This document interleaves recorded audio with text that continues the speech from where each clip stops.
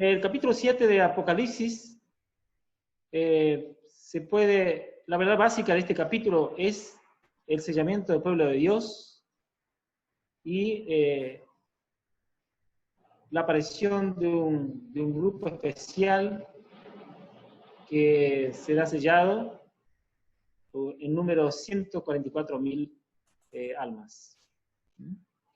Este tema es un tema muy importante. Dice que el sellamiento del pueblo, el sellamiento de los 144.000 es uno de los pilares de la fe adventista.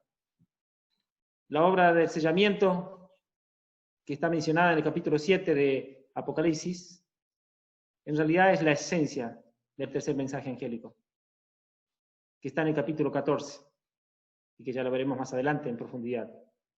El sellamiento es uno de los marcos de la verdad presente. Y también es el resultado de la predicación del triple mensaje angélico. Así que el triple mensaje angélico tiene como fin preparar un pueblo que se está preparando para ver al Redentor y poder ser trasladado. Entonces este periodo de sellamiento está aconteciendo en el día antitípico de la expiación. Y también podemos decir que es la última obra en favor de la iglesia.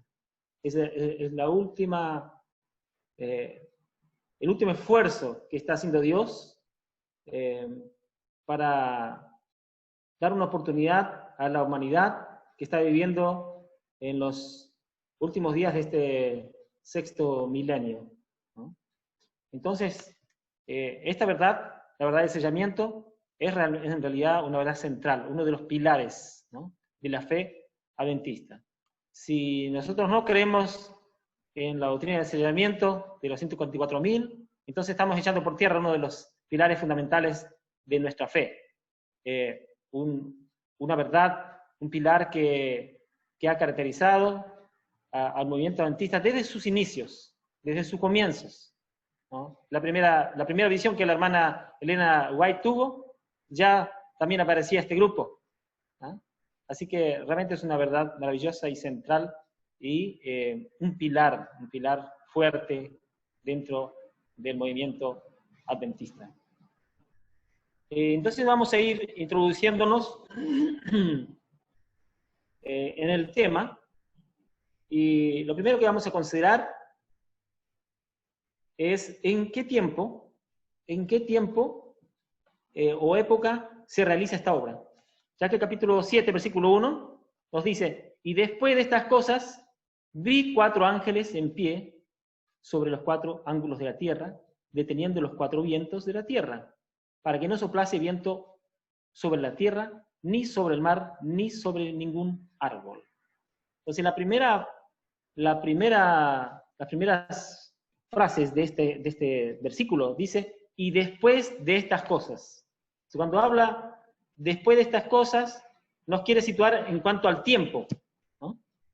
Y dicen el párrafo aquí en el screen: el tiempo en que se ha de realizar la obra aquí introducida queda establecido sin equivocación posible.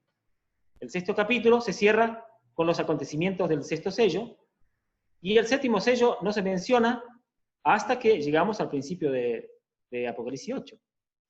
Entonces, todo el capítulo 7 se dedica, por lo tanto, como un paréntesis. ¿Y por qué se introduce esta obra en este punto?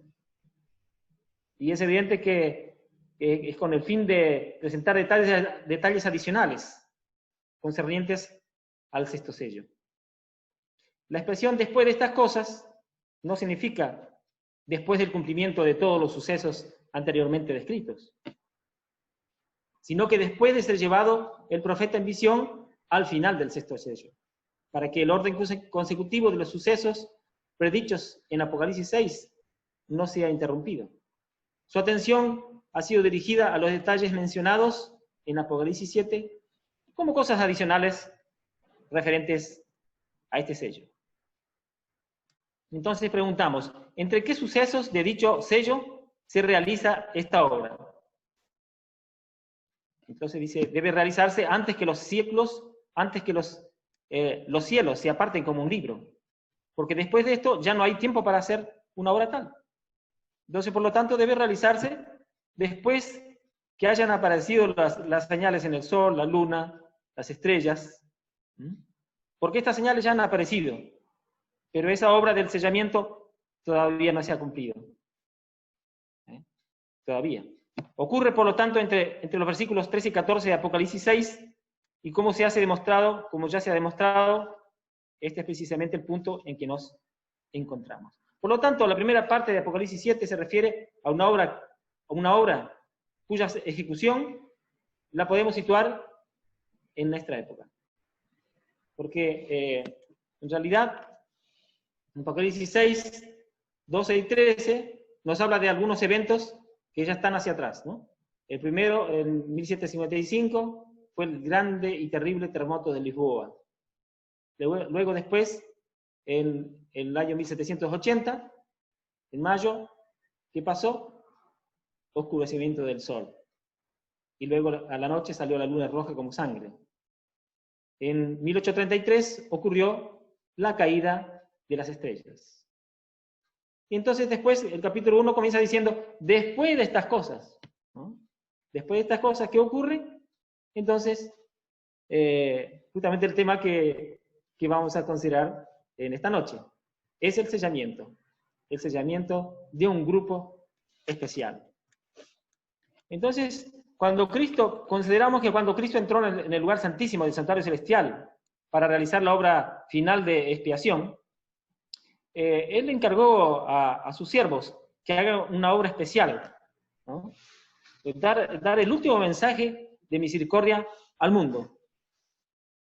Y esa justamente es la advertencia, ese mensaje especial que tienen que dar, es lo que se encuentra en el Apocalipsis 14, ¿no? El triple mensaje angélico. Inmediatamente después de esa proclamación, el profeta ve al Hijo del Hombre que viene en las nubes de los cielos, ¿no? Y dice que viene para cegar la mies y llevar el grano al granero celestial, ¿verdad? Y tal como fue predicho en las Escrituras, el ministerio de Cristo en el lugar santísimo comenzó al final de los días proféticos, ese largo periodo profético, el más grande periodo profético de la Biblia, que está en Daniel 8:14, que es la profecía de las 2300 tardes y mañanas. Entonces, como dice Daniel 8:14, que cuando sean completados los 2300 tardes y mañanas, luego el santuario sería purificado. Entonces, esta obra de intercesión comienza justamente en 1844, el día 22 de octubre, cuando Cristo entra al lugar santísimo. Entonces allí comienza el día antitípico de la expiación. En este periodo de expiación es que situamos este periodo especial de sellamiento. También en Apocalipsis 14:13 dice, bienaventurados los muertos que de aquí en adelante mueren en el Señor. Y la respuesta del Espíritu es, sí, que descansarán de sus trabajos porque sus obras con ellos siguen. Entonces, de aquí en adelante debe significar algún momento particular, ¿no? ¿Y qué momento? Y es el momento cuando comienza a ser dado un mensaje característico, un mensaje especial, ¿no?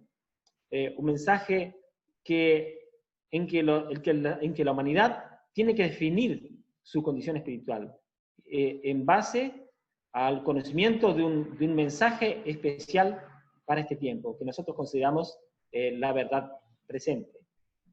Y también la pregunta, ¿por qué son bienaventurados los que mueren desde ese momento en delante?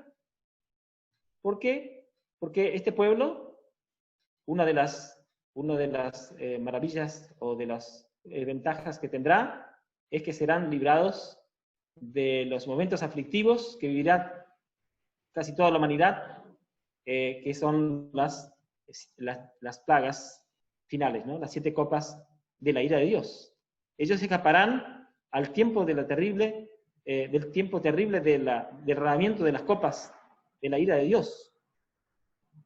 Y también tendrán el privilegio de ver a Jesús, ¿no? De ver a Jesús antes que todo otro grupo, que los otros cristianos, ¿no? Que los otros creyentes. Ellos, ya un poquito antes de la segunda venida de Jesús, ellos podrán verle cuando esa pequeñita nube, del tamaño de una mano, se va acercando y agrandando hasta que cubre el firmamento. Ellos tendrán este privilegio. También otra cosa interesante es que en el mismo versículo 1 del capítulo 7, nos dice: vi 4 ángeles en pie sobre los 4 ángulos de la tierra, deteniendo los 4 vientos de la tierra, para que no soplara viento sobre la tierra, ni sobre el mar, ni sobre ningún árbol.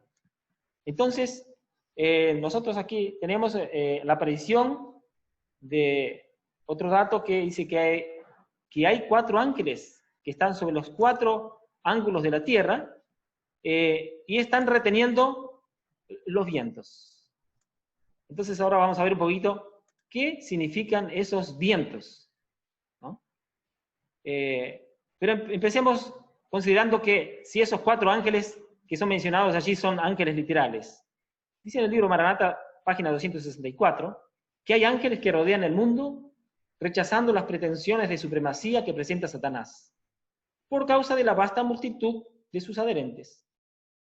No oímos las voces, no vemos con nuestra vista natural la labor de estos ángeles, pero sus manos están unidas alrededor del mundo y con atenta vigilancia mantienen a raya a las huestes de Satanás, hasta que se complete el sellamiento del pueblo de Dios. Entonces, tenemos aquí el ministerio de los ángeles. Cómo los ángeles están ayudando en la obra de la redención. Y estos ángeles están ellos con la misión de retener los vientos. ¿Hasta cuándo? Hasta que, para que no sople viento sobre la tierra, ni sobre mar, ni sobre ningún árbol. Entonces también, hablando de los vientos, en Testimonio para Ministros 4:44, nos dice: Juan ve los elementos de la naturaleza, terremotos, tempestades y lucha política, representados como siendo retenidos por los ángeles. Estos vientos están bajo control hasta que Dios ordene soltarlos. Entonces ahí está la seguridad de la iglesia de Dios. Los ángeles de Dios son los que retienen los vientos para que no soplen sobre la tierra, ni sobre el mar, ni sobre ningún árbol, hasta que los siervos de Dios sean sellados en sus frentes. Entonces el mandato que tienen estos ángeles es retener los vientos, o sea que no permitir que terremotos, tempestades, luchas políticas, ¿no? Se desaten sin control y perturben o dificulten o retrasen o directamente impidan el trabajo o la obra del sellamiento. Entonces, este sellamiento de los siervos de Dios, dicen en Testimonio para Ministros 4:46, es el mismo que se le mostró a Ezequiel en visión. Y Juan también, el apóstol Juan también fue testigo de esta terrible revelación. Y él vio mar y las ondas rugiendo y los corazones de los hombres desfalleciendo de temor. Observó la tierra moviéndose, las montañas transportadas en medio del mar, ¿no? El agua rugiendo agitada y las montañas sacudiéndose por su hinchazón. Vio las plagas, las pestilencias, el hambre y la muerte realizando su terrible misión. Y en el libro Primeros Escritos 36 dice: vi que los 4 ángeles iban a retener los vientos mientras no estuviese hecha la obra de Jesús en el santuario, y que entonces caerían las 7 postreras plagas. Entonces, la obra de sellamiento, según este texto, también coincide con la obra que Cristo está haciendo en el santuario celestial, intercediendo por la humanidad. Jesús está allí en el santuario celestial como nuestro sumo sacerdote, intercediendo por nosotros, mientras Él esté en ese departamento, en el segundo departamento del santuario celestial. Entonces los ángeles tiene el mandato de retener los vientos. Y solo cuando termine esta obra de intercesión, y también a la vez la obra de sellamiento, recién ahí los ángeles soltarán los vientos y luego comenzarán a ser derramadas las plagas. Veamos ahora versículo 2. Dice, y vi otro ángel que subía de donde nace el sol. Otra versión dicen desde el oriente o del este, teniendo el sello del Dios viviente. Entonces, la pregunta, ¿quién es este ángel sellador? ¿Quién es este ángel sellador? Entonces, dice en Apocalipsis 14, 9 al 11, y el tercer ángel lo siguió diciendo a gran voz, si alguno adora a la bestia y a su imagen, y recibe su marca en su frente o en su mano, este también beberá del vino de la ira de Dios, vaciado puro en la copa de su ira, y será atormentado con fuego y azufre ante los santos ángeles y ante el Cordero. Entonces dice que vio otro ángel que subía del este y tenía el sello del Dios vivo, y clamó a gran voz a los 4 ángeles, no dañéis ni el mar ni a los árboles hasta que sellemos en sus frentes a los siervos de nuestro Dios. Y en 1 Escritos 118 dice, vi luego el tercer ángel, y ahí menciona Apocalipsis 14, 9 al 11, dijo mi ángel acompañante, su obra es terrible, su misión es de separar el trigo de la cizaña y sellar y atar el trigo para el granero celestial. Por eso estas cosas deben absorber completamente nuestra mente y nuestra atención. Entonces, este ángel que menciona aquí, capítulo 2, las primeras palabras, y vi otro ángel que subía desde donde nace el sol, es identificado como el tercer ángel, y que él da el tercer mensaje angélico. Su obra, su misión es tremenda. ¿Y cuál es la obra que tiene que hacer él? Dice, separar el trigo de la cizaña y sellar o atar el trigo para el granero celestial. Entonces tiene una obra de separar la cizaña del trigo y preparar el trigo para que sea llevado al granero, o sea, al cielo. También en Ezequiel 9, 6 al 11 nos habla, entonces clamó en mis oídos a gran voz y dijo, los verdugos de la ciudad han llegado, cada uno con su instrumento destructor en su mano.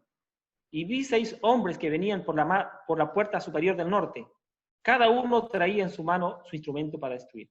Y entre ellos había un varón vestido de lino que traía en su cintura una cartera de escribano. Al entrar, se pararon junto al altar de bronce. Entonces aquí también identifica este personaje que traía en su cintura una cartera de escribano. Y él tiene que hacer esta obra de anotar, de ver y de preparar aquellos que serán sellados. Dice que este ángel todopoderoso, este ángel poderoso, se lo ve ascendiendo desde el este. El más poderoso de los ángeles tiene en su mano el sello del Dios vivo, o de aquel que es el único que puede dar vida, que puede colocar sobre las frentes la señal o inscripción a aquellos a quienes se les concederá la inmortalidad, la vida eterna.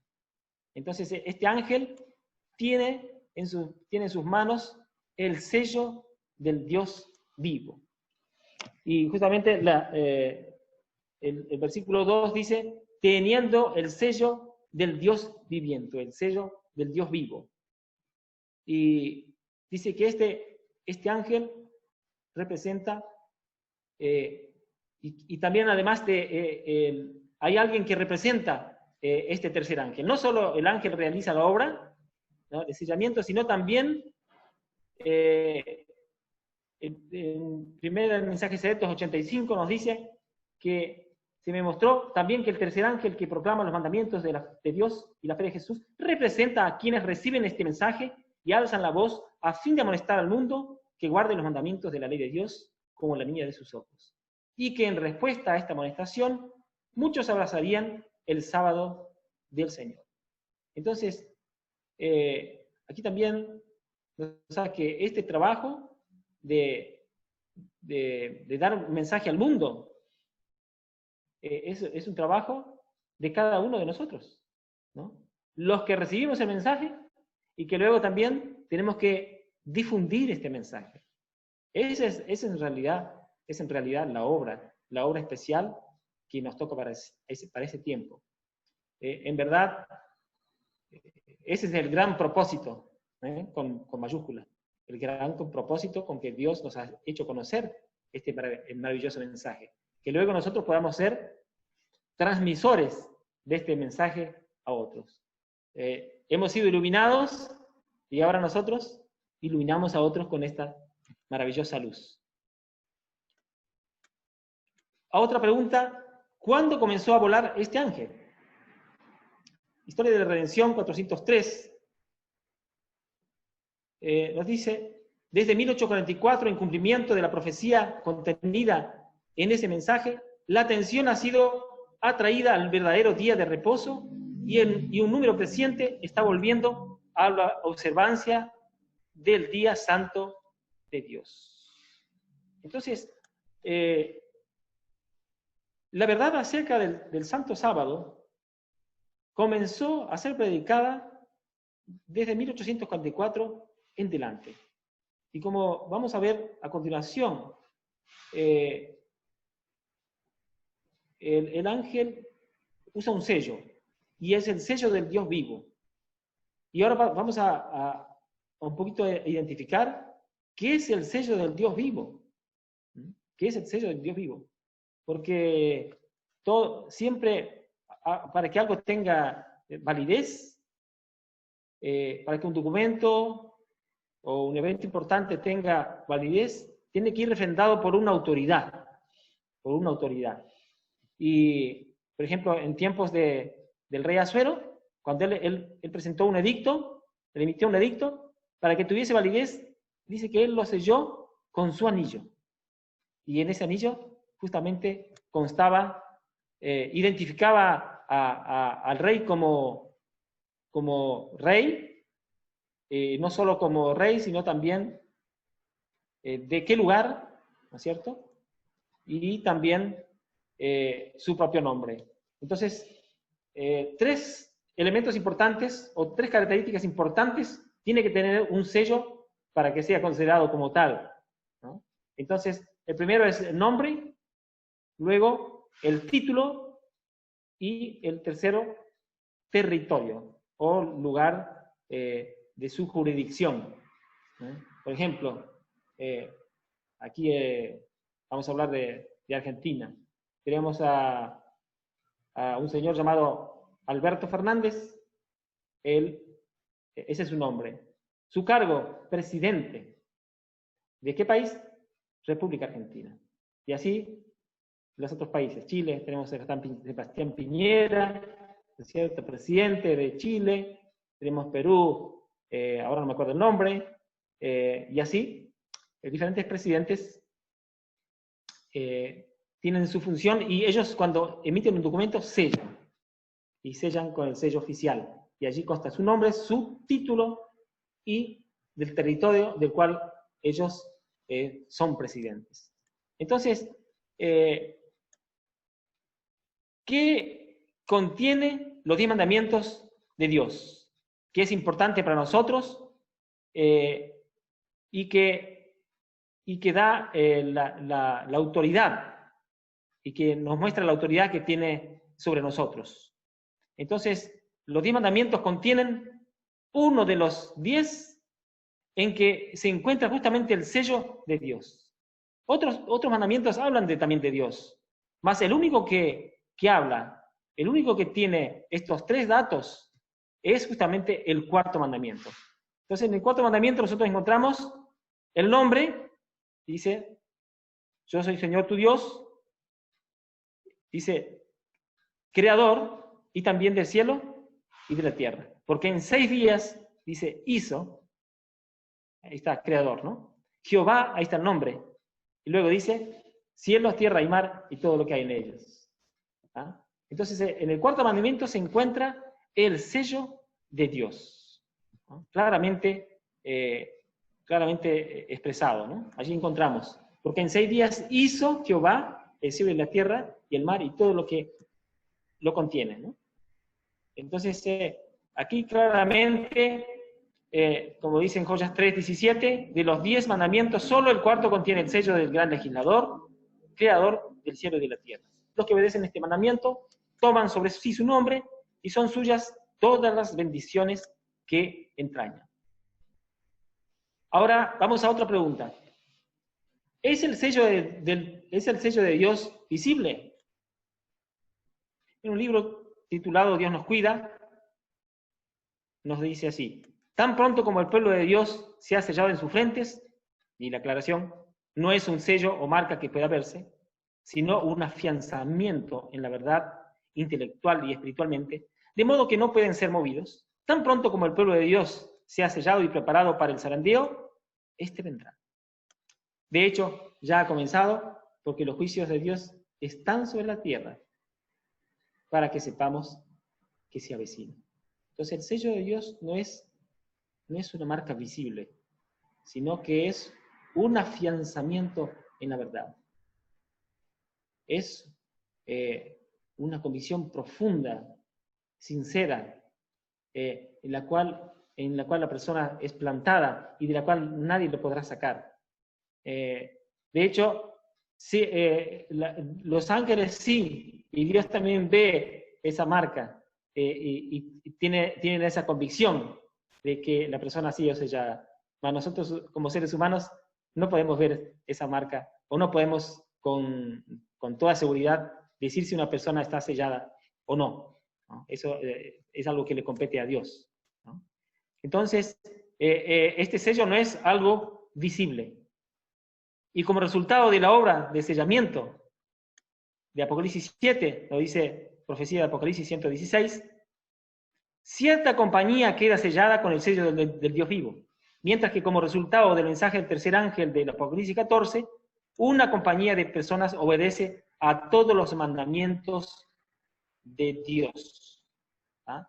Entonces ahora aquí va apareciendo, se va denotando que este sellamiento tiene como objetivo la preparación o aprobación de un grupo especial, de cierta compañía. Y esta compañía es la que justamente viene hablando ya el versículo 4 de este capítulo 7. Y oí el número de los sellados, 144,000 sellados, ¿no?, de todas las tribus de los hijos de Israel.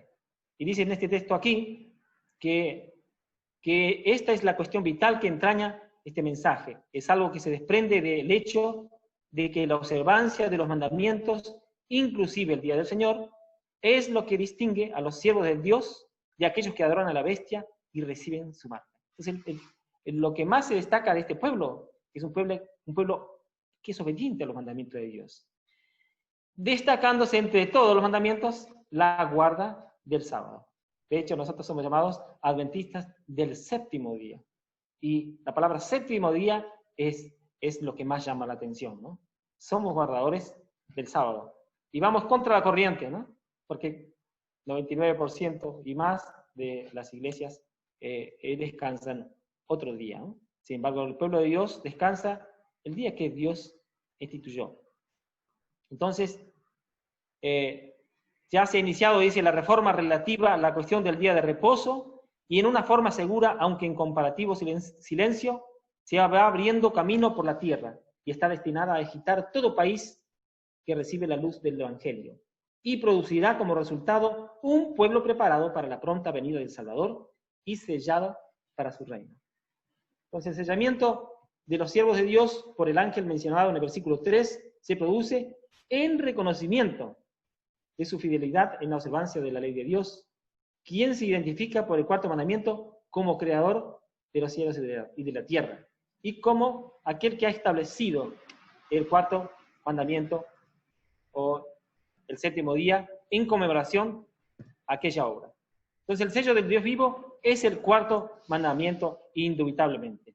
Eso lo encontramos en Ezequiel 20, 12 y 20, y en los libros de Conflicto de los Siglos 698 y Patriarcas y Profetas 15.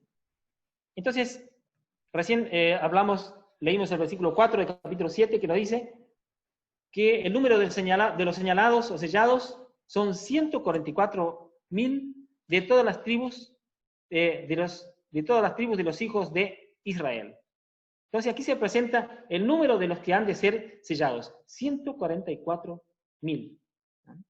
Y ahora, por el hecho que hay 12.000 de sellados de cada tribu, entonces algunas personas suponen que esta obra ya se debió haber realizado, bueno, en un tiempo de que Israel existía, ¿no? O alrededor del tiempo cuando existía el pueblo de Israel, ¿no? Pero no en la época de las cristianas, no en la época ya más reciente. Pero recomendamos, ¿no? Dice a los tales, profecía de Apocalipsis 120, dice, recomendamos a los tales que noten el lenguaje empleado al principio de la epístola de Santiago, Jacobo, siervo de Dios y del Señor Jesucristo, a las 12 tribus de Israel, a las 12 tribus que están esparcidas, salud. Aquellos a quienes se dirige Santiago, entonces, no son israelitas de sangre, sino son los creyentes, los que se han convertido, ¿no? Los hermanos.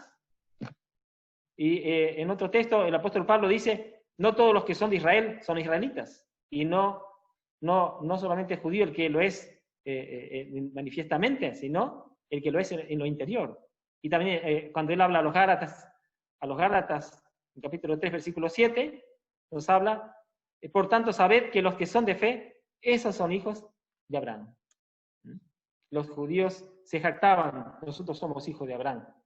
Y Jesús dijo, si fuerais hijo de Abraham, las obras de Abraham haríais. Entonces ellos, aún a pesar de ser hijos de Abraham, legítimos, de sangre, sin embargo, por no ser obedientes, por no reconocer a Jesús como Salvador, entonces se tornaban no verdaderos hijos de Abraham, ¿no? Pero los creyentes, los que creyeron en Jesús como su Salvador y aceptaron el Evangelio de salvación, ahora son el nuevo Israel de Dios, ¿no? Y por eso podemos considerar que también en este tiempo Dios tiene este pueblo especial, que es un pueblo escogido, representado por las 12 tribus de Israel, y que en total son 144.000. Dice aquí en 1 Escritos 33, vi que Dios tenía hijos que no echan de ver ni guardan el sábado. No han rechazado la luz referente a Él. Y cuando empezó el tiempo de angustia, fuimos llenos del Espíritu Santo a salir a proclamar más plenamente el sábado. Entonces los escogidos de Dios comprendieron claramente que nosotros poseíamos la verdad y salieron y sufrieron la persecución con nosotros. Entonces, este número de 144.000 se comienza a formar desde 1844 en adelante. Y luego, finalmente, este número se completará ¿en qué ocasión? En ocasión de la lluvia tardía, cuando los hijos de Dios, cuando reciban el Espíritu Santo en gran medida, entonces ellos darán este mensaje de advertencia o el gran clamor a todo el mundo. Entonces allí muchas personas van a aceptar ese mensaje y se van a unir ¿a qué grupo? ¿A qué grupo? Al pueblo de Dios, los 144.000. Y finalmente, dice que cuando sea instaurada la ley dominical, dice que vi que Dios tiene hijos sinceros entre los adventistas nominales y las iglesias caídas. Y antes que sean derramadas las plagas, los ministros y la gente serán invitados a salir de esas iglesias, ¿no?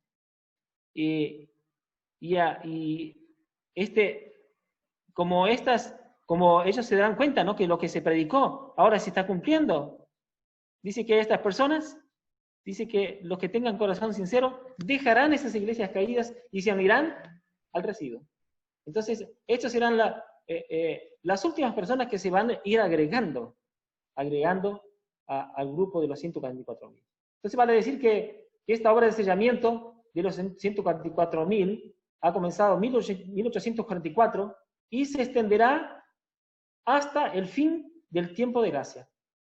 Las últimas personas en ser agregadas a este grupo serán los que escuchen el último llamado de misericordia a este mundo, o también llamado los obreros de la 11ª hora, ¿no? Al finalcito, fueron llamados, invitados, pero también recibirán la misma recompensa, ¿no? Pero en algún momento, entonces, como dijimos recién, esta obra de sellamiento va a concluir. Dice en Ezequiel 9:11, en este momento el hombre vestido de lino, que tenía la cartera en su cintura, respondió: he ejecutado lo que me mandaste. Y dice en el libro primero escrito 279, que un ángel con tintero de escribano en la cintura regresó de la tierra, ¿no? Y comunicó a Jesús que había cumplido su encargo, quedando sellados y numerados los santos. Vi entonces que Jesús, quien había estado oficiando en el arca, ante el arca de los 10 mandamientos, dejó caer el incensario y alzando las manos exclamó en alta voz: consumado es. Entonces Jesús también, cuando recibe el dato de que la obra de sellamiento se ha terminado y que el último de los hijos de Dios ha sido sellado, entonces deja de interceder por la humanidad. Cuando el último predicador ha dado su último mensaje, como Noé, cuando dio la última exhortación, la última predicación a los antediluvianos, rogándoles que aún había tiempo para entrar en el arca, pero no escucharon. Más bien se burlaron más y más. Entonces allí él entró al arca y la puerta fue cerrada. Y ya no hubo nada que hacer. Entonces así también el tiempo de la gracia se terminará. Y el número de los sellados habrá sido completado. Ahora surge una pregunta. ¿Los que ya han muerto también hacen parte de los 144.000? Porque si comenzó en 1844, entonces ya hay personas que forman parte de ese grupo que han muerto, ¿no? ¿Y cómo es que van a estar vivos cuando Cristo venga? Entonces allí tenemos que hablar de dos textos, ¿no? Daniel 12:2 y Apocalipsis 1:7. Entonces en Daniel 12:2 nos habla de que habrá una resurrección. Dice que unos serán resucitados para vida eterna y otros para vergüenza y confusión perpetua. Entonces, dice aquí el texto: los que murieron después de haberse identificado con el mensaje del tercer ángel son evidentemente contados como una parte de los 144.000, porque este mensaje es el mismo que el del sellamiento de Apocalipsis 7, y por eso este mensaje, ese mensaje solo fueron sellados, por ese mensaje solamente fueron sellados 144.000. Pero hay muchos que tuvieron toda su experiencia religiosa bajo este mensaje, pero cayeron en la muerte. Murieron en el Señor, por eso son contados como sellados, porque serán salvos. Pero este grupo que ha muerto, según Daniel 12:2, serán resucitados en la resurrección parcial, que acontece cuando la voz de Dios es proferida desde el templo al inicio de la 7ª y última plaga. Y ellos entonces estos que resuciten en esta ocasión, se van a unir a los que estén vivos. Y allí dice que ellos, cuando esté ese grupo vivo, ese grupo ya completo, dice que escucharán el pacto de Dios, ¿no? Escucharán el día y la hora de la venida de Jesús. Y por eso se puede decir de ellos que vienen de la gran tribulación, porque ellos han podido, los que murieron y resucitaron, aunque sea en la última parte de las plagas, ellos pudieron presenciar, y como las plagas son acumulativas, entonces se puede decir que han pasado por el periodo de las plagas, ¿verdad? Entonces, los que murieron y que hacen parte de los 144.000 serán resucitados en la resurrección parcial al inicio de la 7ª plaga. ¿Por qué se les dice también que son bienaventurados? Porque dice que ellos serán despertados y podrán ver a Jesús un poquito antes que venga, ¿cierto? Pasarán por un periodo de angustia, más de ellos serán librados. Así como el pueblo de Israel, cuando hubieron las 10 plagas de Egipto, estaban en la tierra de Gosén, y no sufrieron ninguna plaga, así también el pueblo de Dios pasará por el periodo de las plagas y no sufrirá daño alguno. Solo sufrirán el daño terrible de las plagas los que hayan recibido la señal de la bestia en el frente o en la mano. Ellos serán los que recibirán los golpes de la ira de Dios sin mezcla de misericordia. Avanzando un poco más, ¿qué vamos a responder ahora a la pregunta? ¿Qué vamos a hacer o qué tenemos que hacer para ser sellados? La gran pregunta. No todos, porque en Joyas tomo 2, página 68, dice que no todos los que profesan observar el sábado serán sellados. Aún entre los que enseñan la verdad a otros, hay muchos que no recibirán el sello de Dios en sus frentes.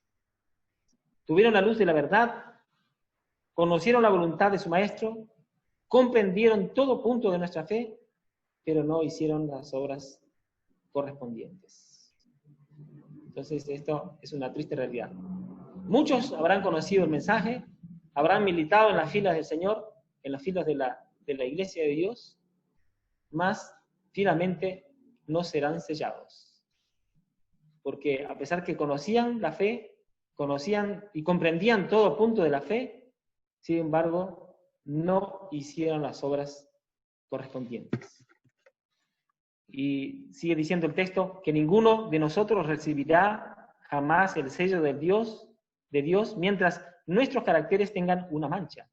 Nos toca a nosotros remediar los defectos de nuestro carácter, limpiar el templo del alma de toda contaminación. Entonces, la lluvia tardía caerá sobre nosotros como cayó antaño, ¿no?, sobre los discípulos en el día de Pentecostés.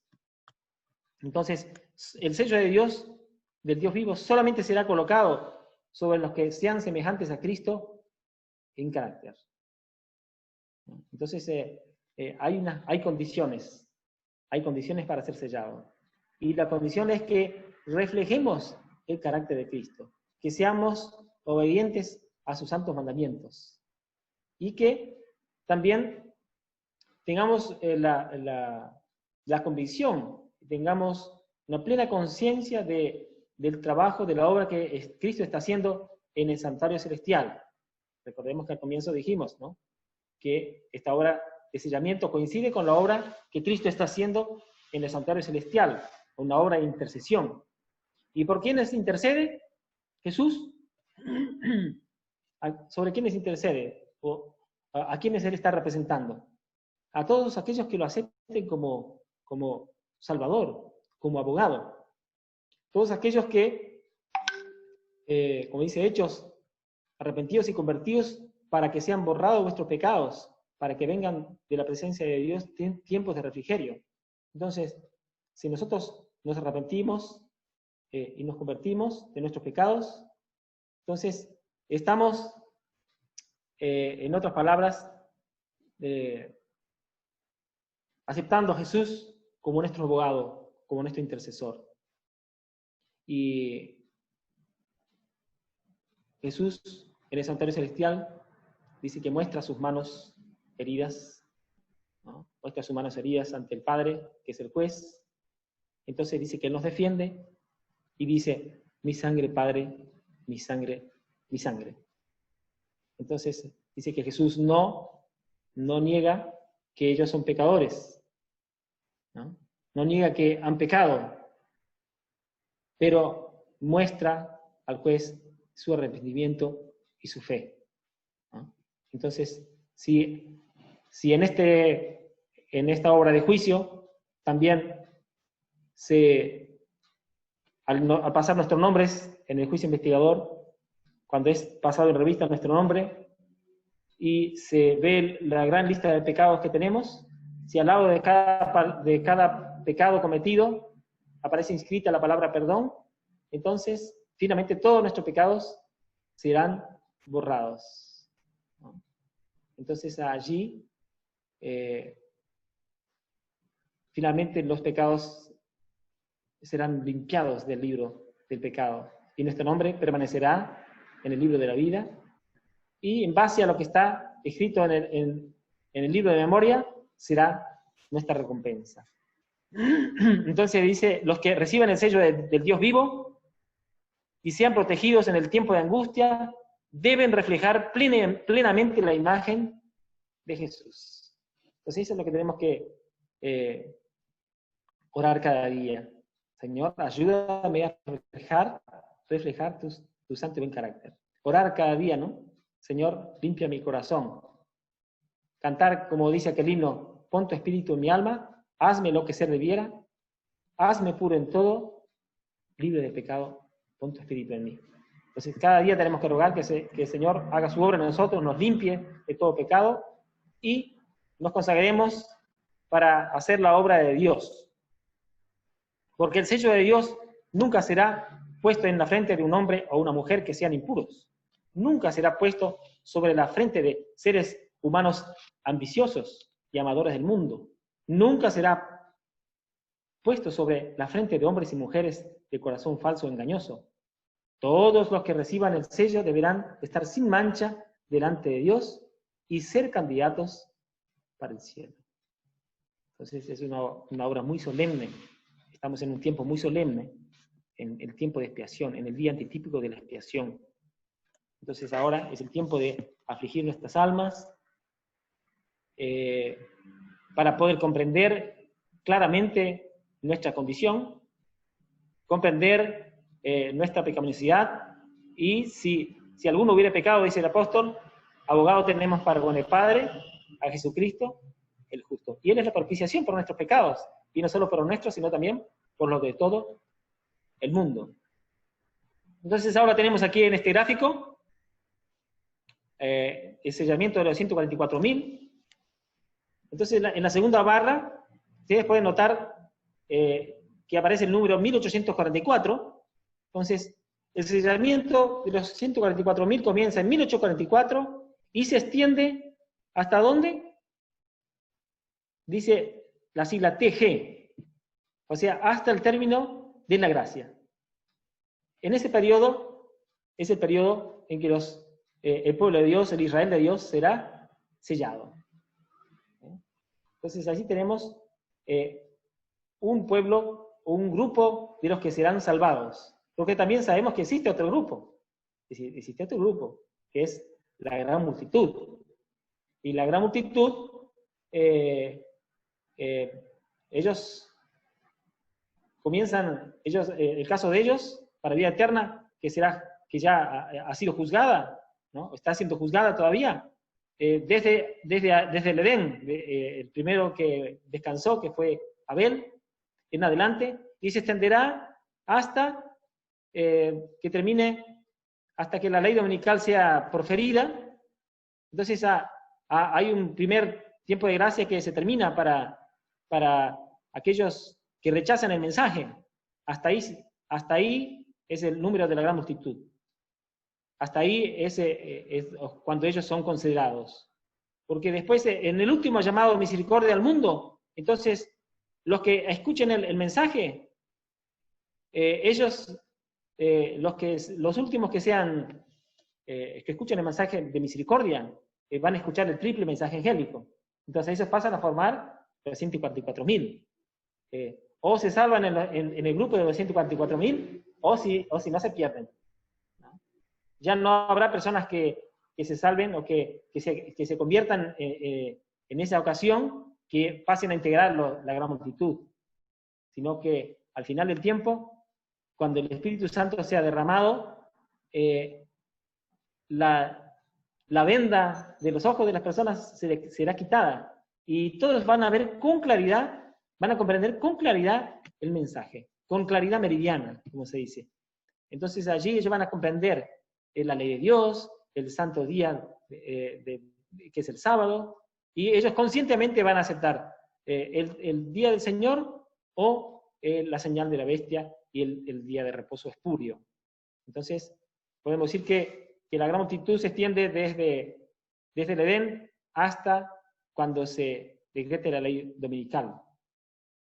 Y bueno, aquí entonces tenemos que antes de la terminación de la gracia van a ocurrir la lluvia tardía, luego el fuerte pregón, ¿no? El gran clamor, y como resultado del fuerte pregón, el gran clamor, será decretado la ley dominical, ¿no?